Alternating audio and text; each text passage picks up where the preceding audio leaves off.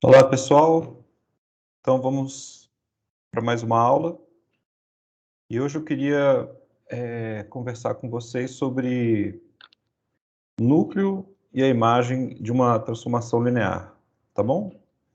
Então, eu vou começar relembrando aqui, né? Se você tem, digamos, T, uma transformação linear no espaço vetorial E, no espaço vetorial F, então, o núcleo de T, estou usando essa notação, né? Ou kernel de T, é um conjunto de vetores do espaço vetorial de saída, tal que a T pega esses vetores e leva no vetor nulo lá do espaço vetorial F, tá bom? Essa é a definição do núcleo ou do kernel, e a imagem de T, tá certo? É o conjunto dos elementos, vamos dizer assim, T de V, tal que o V aqui está variando em todo o espaço vetorial E. Tudo bem? E é claro que T de V pertence a F. Tá bom? Então, um dos subespaços, que é o núcleo, é um subespaço do espaço vetorial E, e a imagem é um subespaço do espaço vetorial F. Ok? Essas são as definições. E aí, queria começar essa aula mostrando um pequeno resultado, que é o seguinte, tá? Você pode considerar isso um teorema, ou uma proposição, que é o seguinte. Então, aqui, para não ficar muito repetitivo, T vai ser sempre uma transformação linear, tá? Linear entre esses espaços vetoriais. Então, de maneira informal, eu vou escrever assim, né? T é injetiva se somente se o núcleo de T é apenas o vetor nulo, tá bom? Então, vamos ver como é que a gente pode mostrar esse resultado. Então, quando você tem uma proposição se somente se, você tem que, por exemplo, vamos supor que a T seja injetiva, né? Suponha T injetiva. O que é ser injetiva, né? Isto é, se você pega dois vetores, vamos dizer, V e V til, V, dois elementos distintos, tá? Do espaço vetorial E. Então, as imagens são distintas.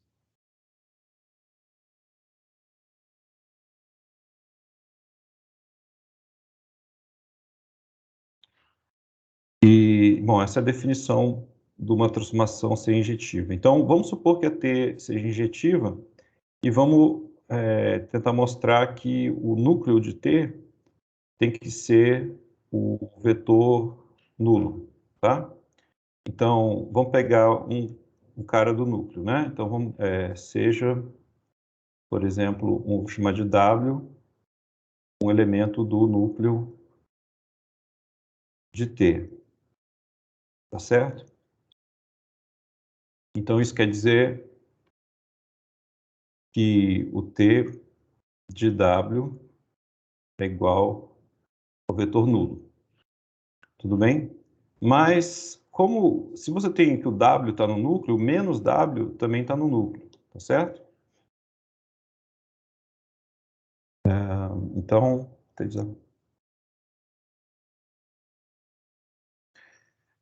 como T é linear, né?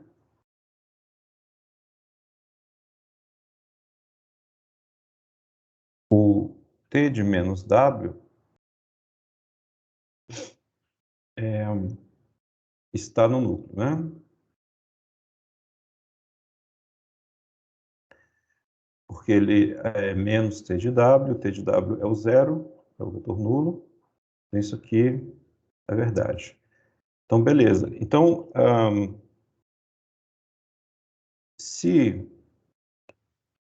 então eu tenho que se o w está no núcleo, o menos w também está no núcleo, né?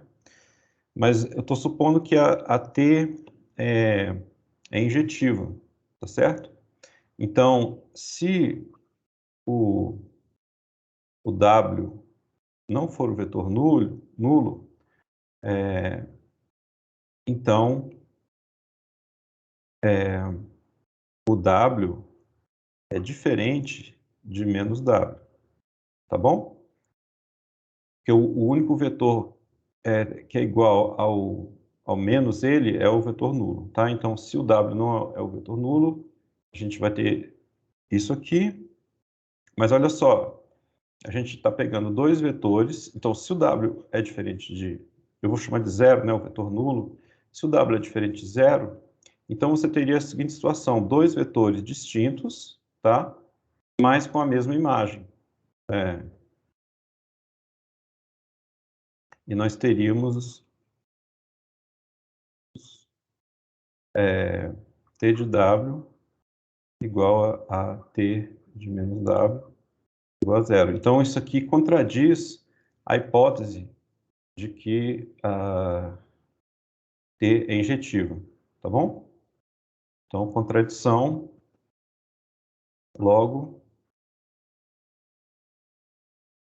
o w só pode ser o vetor nulo, tá bom? Então, se você tem um cara do núcleo, ele tem que ser o vetor nulo no caso da t ser injetiva.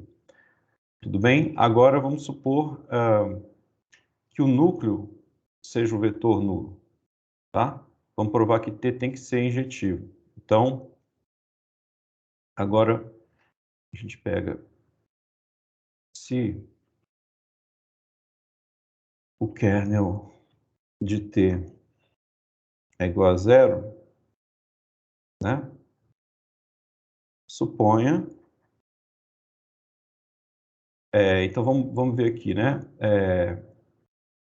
Que você tenha V vetil pertencentes ao espaço E e V diferente de vetil. Pega dois caras distintos aqui no E, né? Aí você aplica... Vamos fazer... Né? Eu quero mostrar aqui a T injetiva. Então, eu vou pegar...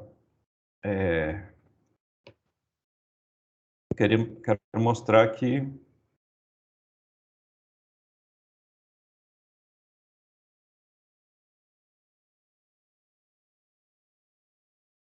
que T de V é diferente de T de vetil, tá certo? Tudo bem? Mas, olha só, então, vou fazer assim, ó, se T de V fosse igual ao T de vetil, então eu estou supondo o contrário do que eu quero mostrar, né? Então, como a T é linear, eu teria T de V menos vetil dando o vetor nulo, né? Como se eu passo esse T de vetil para o outro lado com sinal negativo e uso a linearidade, ou seja, estou fazendo aqui T de V menos T de vetil é o vetor nulo, passando por outro lado, né?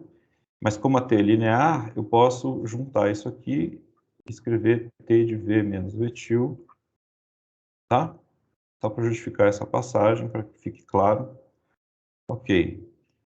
Então, nós temos, se T fosse igual a T, se T de V fosse igual a T de vetil, então o T de V menos vetil seria nulo. Mas, como o V é diferente de vetil, o V menos vetil é diferente do vetor nulo.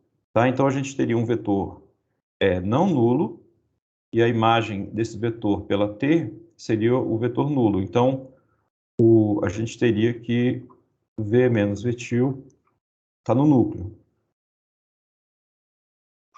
Mas a gente assumiu que o núcleo é só o vetor nulo, e o V menos V tilde seria diferente do vetor nulo. Então, a gente chega num absurdo, tá? Então, portanto, necessariamente a gente tem que ter isso aqui.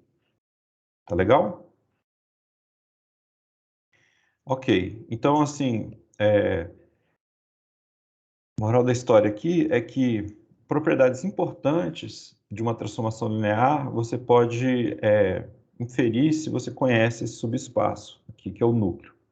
Tá? É uma outra maneira de pensar a injetividade olhando para um subespaço. Ok. Esse é o primeiro resultado que eu queria mostrar para vocês. E agora, um outro resultado, ainda sobre transformações lineares injetivas,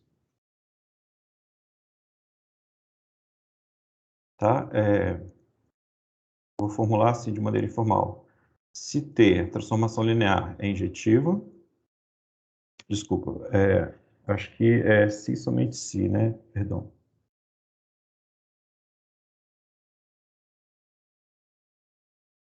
Um pouquinho de delay aqui no minha borracha.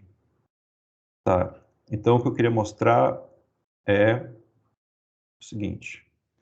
T é injetiva, se somente se, tá? Isso aqui é uma setinha de se somente se.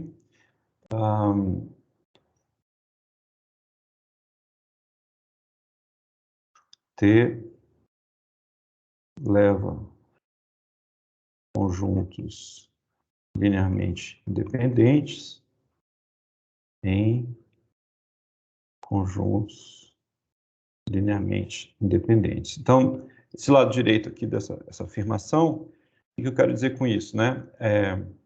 Eu vou pegar um conjunto de vetores linearmente independentes no espaço de saída, que é o E, né? Então, aqui sempre a T está indo um espaço vetorial E no espaço vetorial F. Então, eu pego um conjunto ali, aqui no espaço vetorial E, a T pega esse conjunto de vetores e leva num conjunto de vetores aqui no espaço vetorial F. Então, eu estou supondo que eu vou pegar uns camaradas LI aqui e a T vai levar em camaradas LI aqui em F. Tá bom? Então, quando isso acontece, a T é injetiva. E se T é injetiva, isso aqui acontece. É se somente se. Tá bom? Então, vamos pensar primeiro, deixa eu ver aqui, vamos supor que a T seja injetiva, né? Então, para provar, né? Isso aqui. No final da aula eu vou fazer um exemplo numérico, tá? Para quem está assustado com demonstrações, não vai ser a aula inteira de demonstrações. Então, vamos lá. Suponha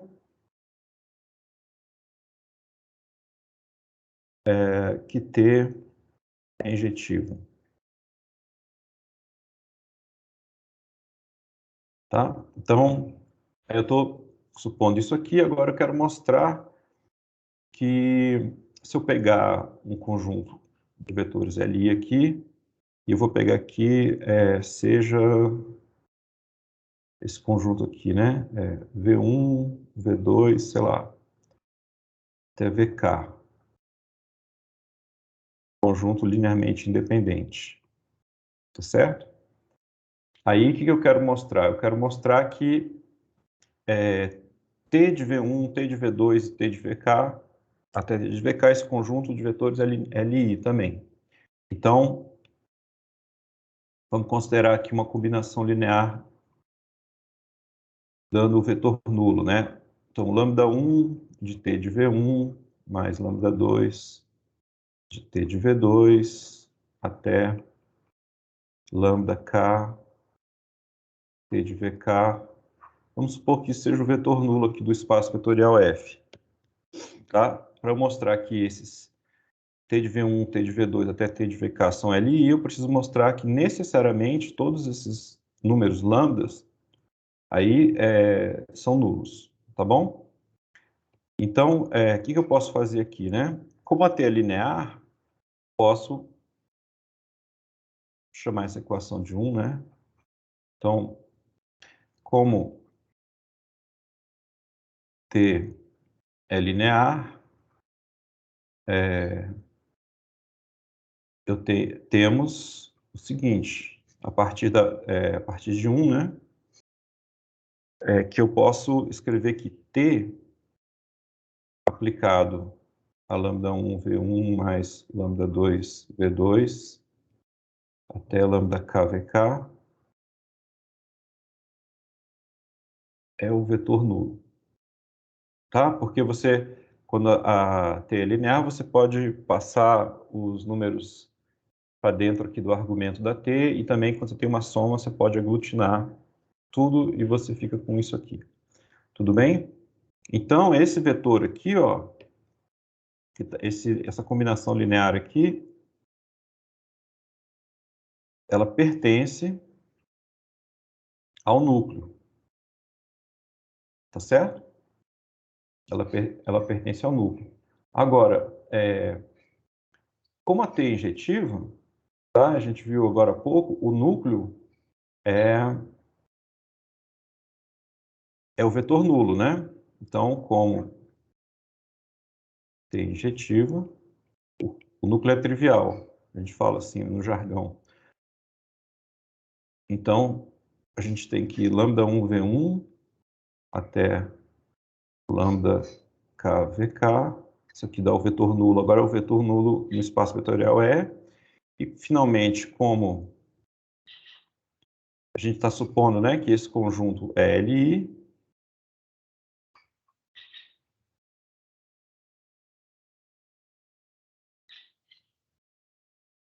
é linearmente independente, então todos os lambdas são nulos. Então pronto, né? Então a gente mostrou que se a T é injetiva, esse conjunto LI é levado num conjunto LI pela T, tá bom? Agora a gente pode fazer o caminho de volta, né? Vamos dizer assim. Então, qual seria o caminho de volta? Vamos supor que T tem essa propriedade, que pega conjuntos LI, tá? E leva em conjuntos LI. Então, como é que seria a volta, né? Eu tenho que provar que T é injetiva. Como é que a gente faz? Então, vamos lá. Suponha que T... Eu vou de maneira bem informal, leva um conjunto LI em conjunto LI, tá bom? Espero que esteja claro, a gente economizar um pouquinho de tempo.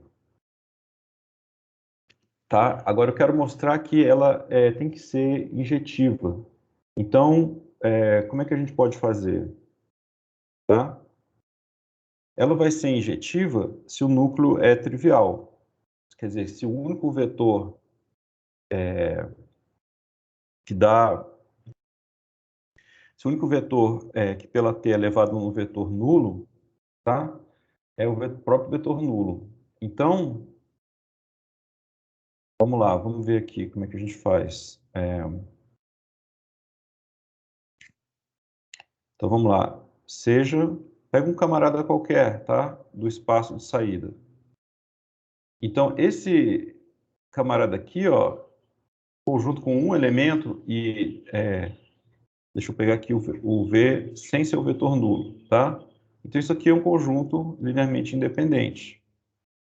Só tem um elemento, o elemento é não nulo, é um conjunto linearmente independente. Então, o T de V, esse conjunto aqui, ele também é LI. É isso que a gente está supondo, né? Se você pegar um conjunto LI, vai ser levado num conjunto LI, no espaço de chegada ali. Bom, então, T de V necessariamente diferente do vetor nulo, tá? Porque se fosse o vetor nulo aqui, seria LD. Então, isso quer dizer que, olha, moral da história, eu peguei um camarada não nulo e a imagem é não nula, tá? Então, segue que o núcleo de T é o vetor nulo apenas. Então, T é injetivo, tá bom? Injetiva. Tudo bem. Então, quando você tem... Muitas vezes é útil você lembrar dessa propriedade, né? Você tem a T injetiva, você sai de um conjunto LI e chega num conjunto LI. Tudo bem. E também você tem a recíproca. Ok. Agora, o que eu queria mostrar é o teorema muito importante, que é o chamado teorema, tem até um nome, né? Para a gente lembrar, do núcleo.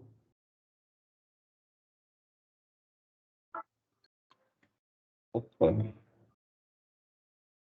Desculpa, gente. Acontece. O núcleo da imagem. Tá? Então, o que esse teorema afirma? Então, eu vou pegar aqui, seja T G em F, linear, e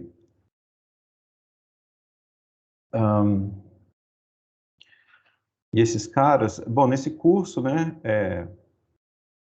a gente vai tratar só de espaços vetoriais com dimensão finita, né? E e F com dimensão finita.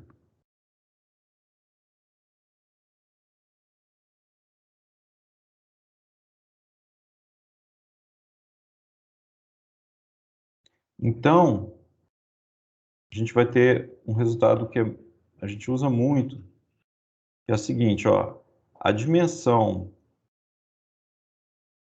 do espaço de saída, dimensão do espaço de saída é igual à soma das dimensões... Desculpa, gente. Vou desligar aqui meu telefone.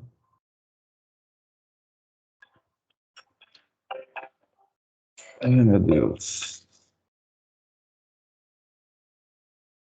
Desculpa, gente, é extremamente chato isso aqui, devia ter feito isso antes, mas é que às vezes dá... Acho que desligou. Perdão. Vamos lá. A dimensão do espaço vetorial vai ser a dimensão do núcleo da transformação linear T mais a dimensão da imagem da T, tá? Então, antes de demonstrar, deixa eu só fazer um comentário aqui, para a gente não se confundir, né? Então, ó, basicamente, você tem um espaço vetorial E aqui, e você tem essa transformação T. Então, esse núcleo de T, aqui dentro do espaço vetorial E, você tem o núcleo de T. É um subespaço, tá? Então, ele tem uma dimensão. A dimensão dele vai ser menor ou igual à dimensão do E, porque ele está lá dentro do E, o núcleo, tá? E aqui do outro lado, a gente tem a imagem da T, e é um subespaço aqui do F. Então, esses subespaços, embora o lado, nessa equação do teorema, os dois são do mesmo lado aqui, mas um é um subespaço, a imagem é um subespaço do espaço vetorial F, e o núcleo é subespaço do espaço vetorial E. Tá legal? Então, isso aqui é o que a gente tem, só para visualizar.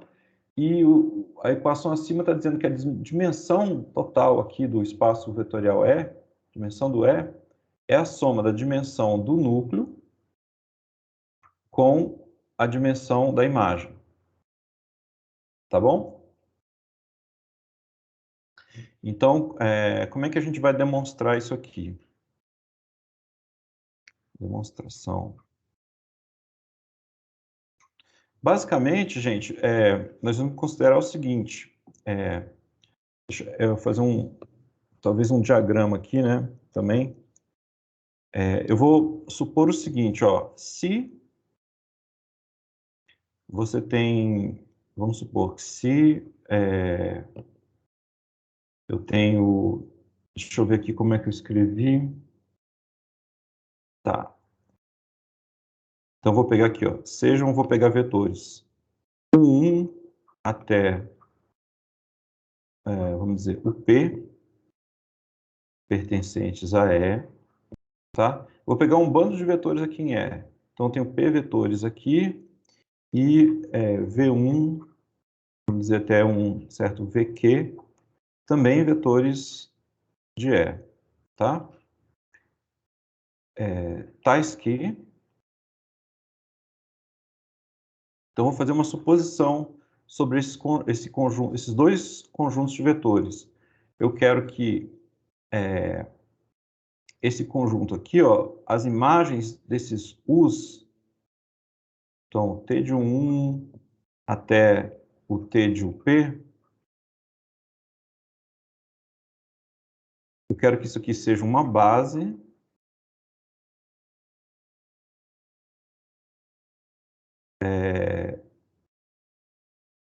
da imagem de T, tá?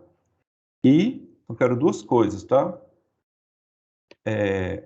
Que os V's aqui, V1 até VQ, quero que isso aqui seja uma base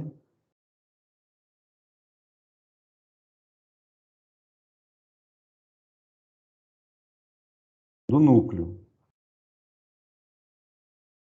Então, vamos lá. O que eu estou querendo, né? Ó, todos esses U's aqui estão no espaço vetorial E, tá? Então, tem aqui, ó, o 1 até o P, estão tudo aqui, estão todos aqui. E o V1 até o VQ também. O que eu estou querendo aqui, quando eu quero pegar esses camaradas aqui, olhar para a imagem deles, e eu estou supondo, tá? Uma suposição é que eu quero que esses aqui sejam uma base da imagem. Então, esses caras vão ser base da imagem. E esses V's aqui são uma base do núcleo. Tá? Estou só repetindo o que eu falei para reforçar a hipótese aqui. Tá? Então, pega camaradas assim, e aí, então, todos eles juntos, os U's e os V's, então, esses 1 até o P, junto com o V1 até o VQ, é uma base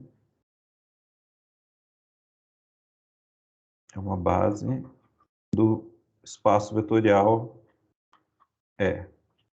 Tá? Se eu conseguir mostrar isso aqui, ó, aí eu consegui mostrar aquela equação. Deixa eu reduzir aqui um pouquinho. Ó, essa equação aqui, ó. Meu objetivo é esse, né? Por quê, ó? Porque todo mundo aqui vai ser base, né? Se eu conseguir...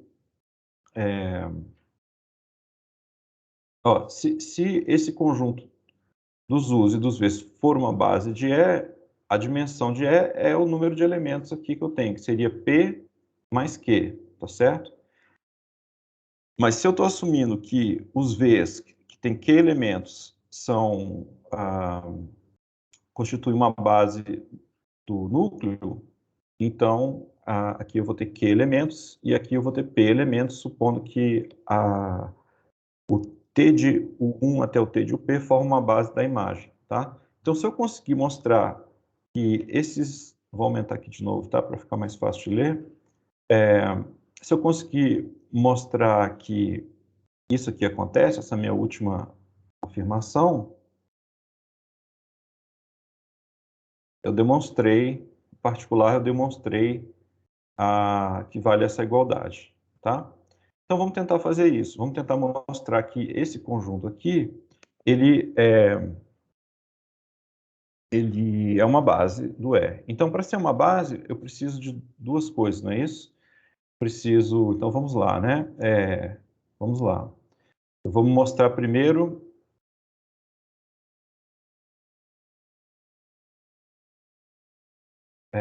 que você tem independência linear. Então, eu quero mostrar que esses camaradas são um conjunto LI. Vamos lá. Então, como é que eu vou fazer? Eu vou supor uma combinação linear dando um vetor nulo. Então, você pega números... deixa eu ver aqui, para a gente não se enrolar. Eu vou pegar lambda I e, vamos dizer, delta J, né? O I indo de 1 a P, o J indo de 1 a Q, tá? E eu vou fazer a seguinte combinação linear. Eu vou fazer lambda 1, o 1 até lambda P, o P, mais delta 1, V1, até delta Q, VQ. Tá? Eu estou usando duas letras gregas aqui, porque tem uma diferença aqui. O conjunto todo é composto de U's e V's, mas é conveniente separar aqui esses números que vão formar a combinação linear em duas classes, né? Os lambdas e os deltas. Os lambdas associados aos U's e os deltas associados aos V's, tá bom? Então, vamos supor uma combinação linear assim, que dá o vetor nulo, tá? O que eu preciso mostrar? Eu preciso mostrar que todos os lambdas são nulos, todos os deltas são nulos. Ok. Então, o que a gente faz, né? Bom, eu acho que mais ou menos o caminho aqui é claro, porque eu tenho essa transformação linear T, eu vou aplicar a transformação linear T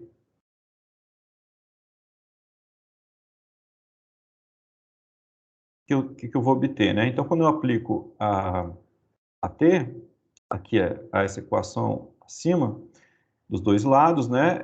Eu vou ficar com uma T linear, eu vou ter o seguinte, lambda 1, T de 1, mais lambda P, T de UP, mais delta 1, T de V1, mais delta Q, T de VQ. Isso vai dar o T do vetor nulo, que é o vetor nulo, tá? Bom, agora o que eu sei, né? Eu sei que os V's aqui formam uma base do núcleo. Então, o T de V, T de V1, T de V2, etc., dá o vetor nulo. Então, como os V's estão no núcleo, eu posso simplesmente descartar essa parte aqui. Então, eu vou ter que lambda 1, T de 1, até lambda P, T de UP, dá o vetor nulo. Tudo bem? Então, eu usei que os V's estão no núcleo. Agora, eu tenho uma combinação linear desses vetores t de 1 até t de UP, dando um vetor nulo. Só que, por hipótese, ó, o t de 1 até o t de UP, eles formam uma base da imagem. E se eles formam uma base da imagem, em particular, eles são linearmente independentes. Então, uma combinação linear dando vetor nulo necessariamente implica que todos os coeficientes são nulos. Tá? Então, lambda 1 é igual ao lambda 2 até o lambda p, todo mundo é igual a zero, pois esse conjunto aqui, né, t de 1 até o t de UP, é linearmente independente. Ok, então ó, nós já matamos os lambdas, né? Então, se a gente olha de novo para essa primeira igualdade aqui acima, Então, como a gente já sabe que os lambdas são todos nulos, eu posso escrever agora que delta1 desculpa, essa aqui não, a original, essa aqui, tá? Perdão.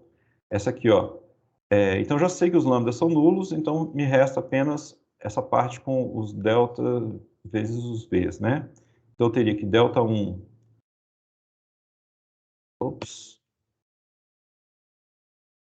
delta1 V1 até delta Q VQ dá o vetor nulo. E de novo, né, ó, a gente supôs aqui, ó, que os V's formam uma base do núcleo. Se eles formam uma base aí do núcleo, então, em particular, eles são linearmente independentes. Então, delta1, delta2, todo mundo, delta Q igual a zero, tá? Pois esses V1 até VQ, esse conjunto é um conjunto linearmente independente. Ok, então acho que a gente mostrou que, de fato, esse conjunto aqui ele é LI, tá? Agora vamos mostrar aqui, para terminar, que esse conjunto gera, né? Então, segunda coisa que eu tenho que mostrar, em segundo lugar, essa parte de que esse conjunto gera o espaço E.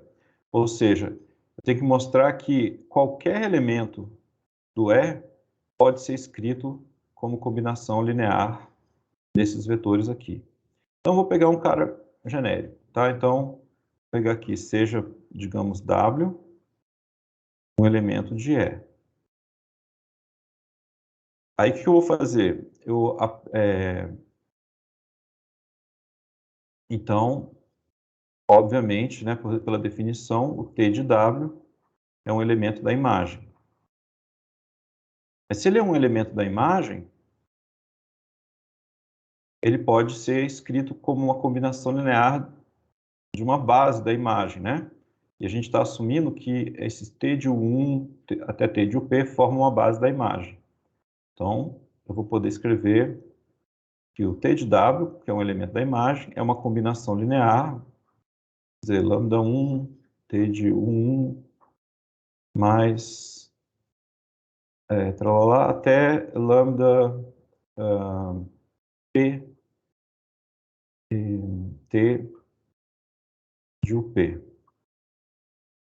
Tudo bem?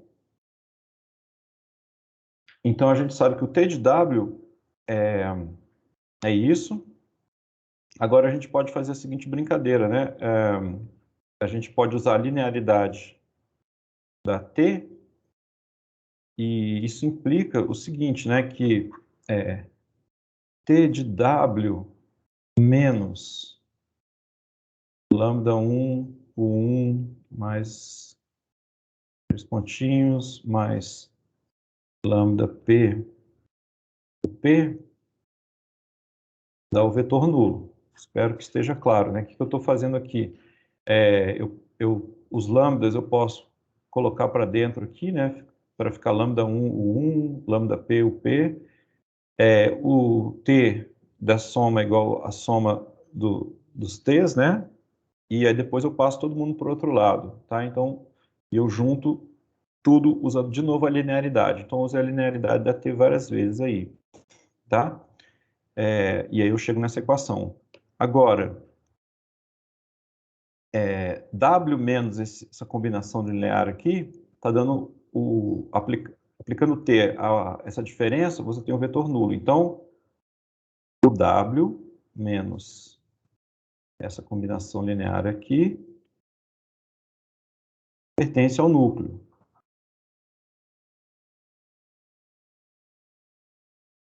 Certo?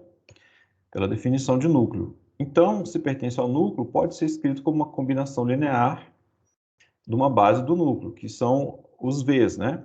Então, eu posso escrever segue que esse vetor aí, W menos lambda 1 mais os pontinhos lambda P, o P, é uma combinação linear, é uma coisa tipo um delta 1, V1 até um delta Q, VQ, da base do núcleo. Lembrando, né, que os V's formam a base do núcleo. Portanto, acabou, né? Acabou que, então, W era um vetor genérico, o W, então, vai ser escrito, passando por outro lado aqui, como um lambda 1, o 1, mais lambda P, o P, mais os deltas vezes os V's. Desculpa aqui a letra, tá? Então, ok. Esse conjunto dos U's e dos V's, qualquer elemento do espaço vetorial E pode ser escrito como combinação linear deles. Então, eles geram o E inteiro, são LI, então eles formam uma base, tá? E com isso a gente encerra essa demonstração. Então, esse teorema, ele realmente é importante, tá? Se vocês não quiserem lembrar da demonstração, não tem problema nenhum, mas tem muitos probleminhas de matemática aplicada também, que você recorre a essa equação. Às vezes você conhece uma das dimensões que é determinar a terceira, algo assim, tá? É uma equação muito útil mesmo. Ok. E para finalizar, eu queria fazer um exemplo, como eu tinha falado anteriormente, né? Então, deixa eu fazer um exemplo. Acho que esse exemplo é um dos exercícios lá daquele livro do Elon, né? Então, deixa eu fazer um exemplo.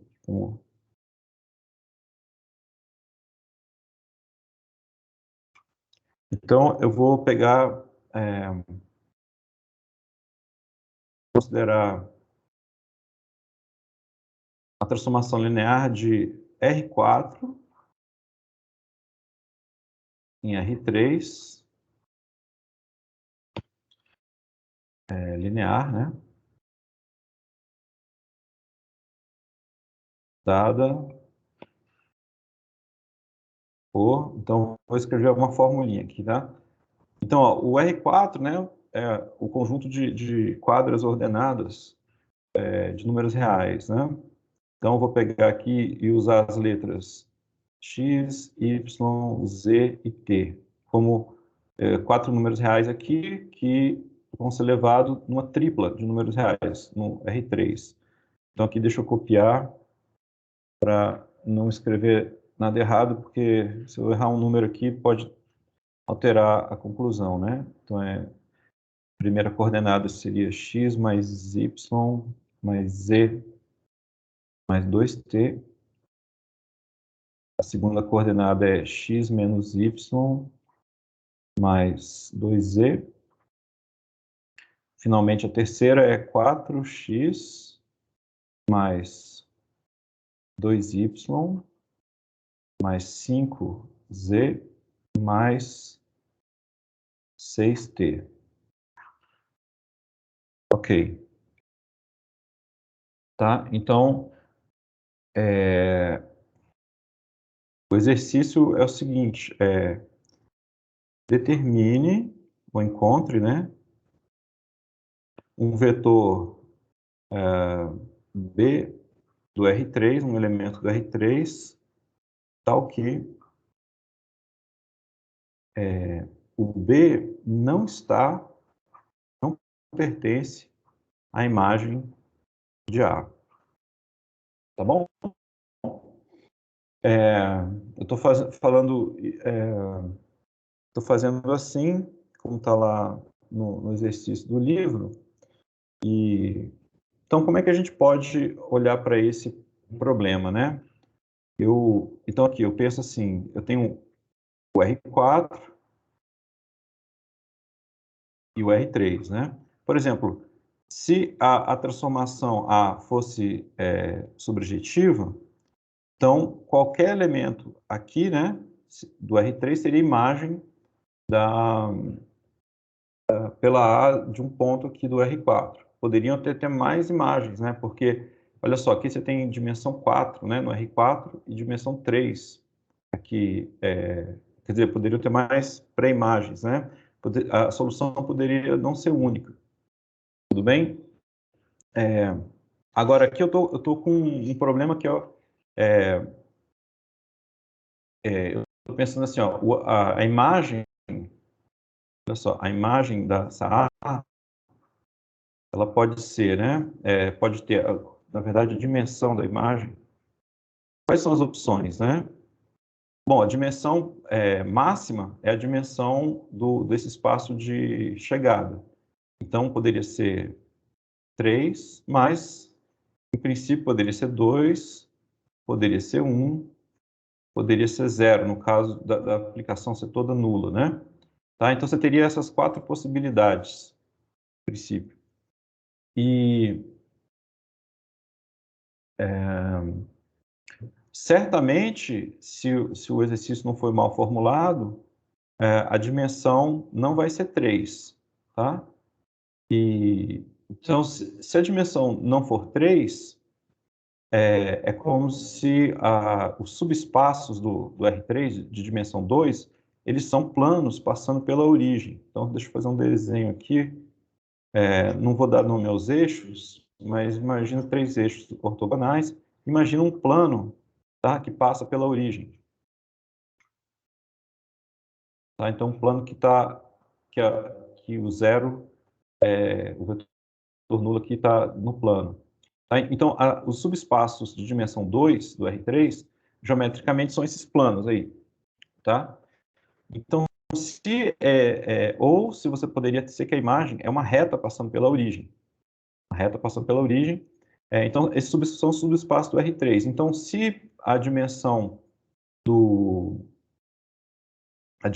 da imagem não for 3, certamente a gente consegue um vetor que não está num plano ou não está numa reta passando pela origem. Tá? Então, vamos olhar aqui para a imagem da transformação A. Então, uma maneira de olhar para a imagem é a seguinte, né? Ó, eu vou chamar de E1, né? Como a gente tem feito, um vetor do R4 que tem a primeira coordenada 1 e o resto 0, é 2 assim, é 3 assim. Como eu estou no R4, eu vou precisar aqui de um E4. Tá? Então, isso aqui é uma base do R4. Então, para eu conhecer a imagem da transformação A, eu posso aplicar a cada um desses vetores, aí eu vou ter A do E1, A do E2, A do E3 e A do E4, certo? Então, a imagem da aplicação A vai ser gerada por esses 4 vetores, tá? Vai ser gerada por esses 4 vetores. Mas, certamente, esses vetores não vão ser linearmente independentes. Por quê? Porque eu estou no R3, a imagem está no R3, e o número máximo de elementos linearmente independentes, o número de elementos de um conjunto LI no R3 é 3. Como aqui eu tenho 4, certamente esses caras vão ser linearmente dependentes, tá? Mas aí a gente pode olhar se a dimensão da imagem é 3, ou 2, ou 1, tá? Então eu vou calcular, eu acho conveniente calcular esses camaradas aqui. Então, tem que voltar aqui para caber na minha tela a transformação, né? Então, ó, o AD é 1, basicamente eu tenho que botar o x igual a 1 e substituir. Então, vai ficar aqui na primeira entrada 1, né? Na segunda entrada 1, e na terceira entrada 4, tá bom? O AD é 2, eu tenho que fazer o y igual a 1 e o resto do pessoal, o x, zt, 0, né? Então, eu olho para essa expressão aqui da transformação A, desce um pouquinho, e vai ficar como? Na primeira entrada vai ser 1, na segunda entrada menos 1, na terceira entrada 2. O AD é 3, então agora eu boto Z igual a 1 e o resto, pessoal, 0, vai ficar 1, 2, 5. E finalmente, para o AD é 4, eu boto T igual a 1 e o resto do pessoal 0, né? Então vai ficar 2. A segunda entrada não tem T, então vai ficar 0. E a terceira fica 6, tá? Então agora eu estou com a seguinte situação concreta aqui, ó. Tenho 4 vetores e eu quero determinar o espaço, o subespaço gerado por eles, tá certo? Então, a ideia aqui é o seguinte: se esses caras são linearmente dependentes, tá? Se eu descubro que um deles é combinação linear dos outros, eu posso jogar esse cara fora desse conjunto e o espaço gerado não vai ser alterado, né? Tá bom? Então, eu vou olhar para esses caras e usar essa observação. Então, olha só. Depois a gente vai fazer isso de uma maneira sistemática, usando algoritmos, tá? Mas isso aqui é só um exemplo para ilustrar a ideia. Então, a moral da história é a seguinte, ó, se você tem um conjunto de vetores e você quer saber o espaço gerado, tá? Se você descobre que um desses vetores é combinação linear dos outros dois, você pode tirar esse vetor e fica com um vetor a menos aí no seu conjunto, para você imaginar esse espaço gerado. Então, olha só, aqui, olhando, você pode perceber o seguinte, ó, eu estou atrás, olhando para esse negócio, esse conjunto de vetores, eu estou procurando identificar se tem um deles que é combinação linear dos outros dois, dos outros três, né? Perdão. E de cara, eu estou vendo aqui, ó, que se eu pegar o AD1 e somar com AD2, então fica 1 mais 1 dá 2, 1 menos 1 dá 0 e 4 mais 2 dá 6. Então eu obtenho AD4.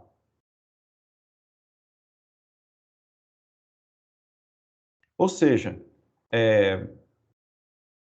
o AD4 é como se fosse irrelevante para eu entender o espaço gerado por esses 4 vetores, tá bom?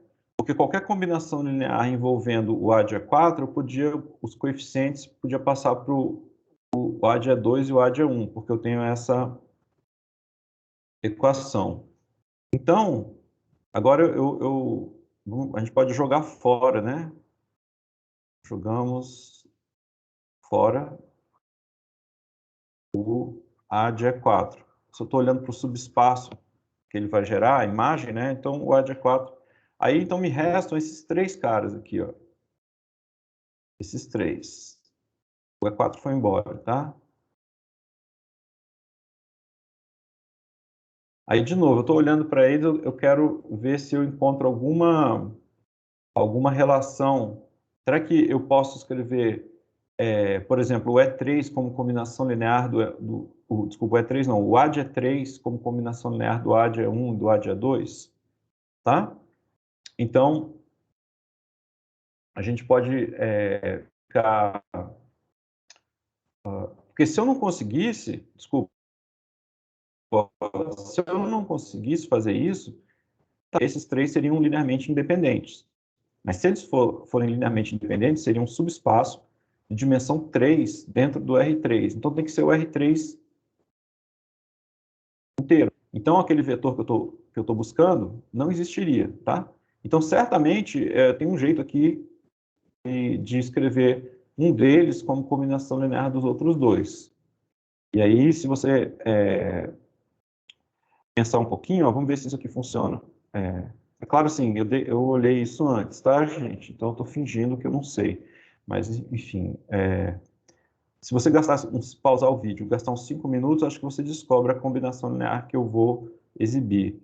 Se eu não errar, ó, eu vou fazer assim, 3 vezes o AD1, tá? Então, ó, quando eu fizer 3 aqui, multiplicar o A de 1 por 3, aqui na última coordenada eu vou ter 12, né? É isso? 12. Então, deixa eu botar aqui menos, eu subtrair 2, então eu vou botar menos A de E2. Vamos ver quanto é que dá isso aqui, né? Ó, vai dar 3 menos 1, dá 2, né? Eu estou olhando para as primeiras coordenadas, agora a segunda. Estou multiplicando essa por 3, depois menos 1, 3 menos 1 dá 4, né? E aqui 3 vezes 4, 12, menos 2 dá 10. Mas quando eu olho para o A de E3, né? Isso aqui é a mesma coisa que 2 multiplicando o A de E3, tá? Então, moral da história é que eu consigo escrever, posso passar esse 2 dividindo aqui, né? Eu tenho que 3 meios de A de E1 menos 1 meio de A de E2 o A de E3. Então, o A de E3 é a combinação linear desses dois. Então, em termos do subespaço que eu estou querendo determinar, que é a imagem da aplicação A, eu posso jogar o A de E3 fora. Fico só com o A de E1 e o A de E2, certo?